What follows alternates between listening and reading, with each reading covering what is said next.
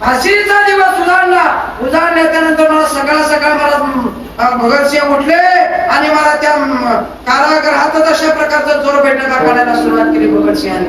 तिथला एक मला शिपाई त्यांनी विचारलं, का हो म्हणले काही कामाचं आहे, काय उपयोग आहे म्हणजे जोर बैठका करून, काही क्षणामध्ये तुम्हाला फाशी होणार आहे म्हणजे काय कामाचं आहे जोर बैठका, कशा करता काढताय. महाराज भगतसिंहाचं एक वाक्य आहे. भगतसिंह म्हणतात त्या शिपायाला, सरदार मी लहान होतो म्हणे, लहान आणि लहान असताना माझ्या आईनं माझ्याकडे काम सोपवलं होतं म्हणले.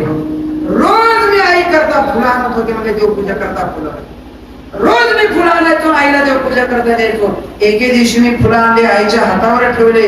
आई देवपूजा करत असताना शिळी फुले बाजूला काढली आणि माझी अशा प्रकारचे ताजी फुलं देवाला ठेवली. मी सहजपणे आईला विचारलं, आई अगं म्हणे जुने फुलं आहेतच ना देवाला, पुन्हा अशा प्रकारचं का फुलं ठेवतेस. आईनं मला सांगितलं, भगत देवाला शिळी फुलं नाही चालत, देवाला कशी पाहिजे, ताजी टवटवीत अशा प्रकारची फुलं पाहिजे. तसं या भगतसिंहाने या भारत मातेला हा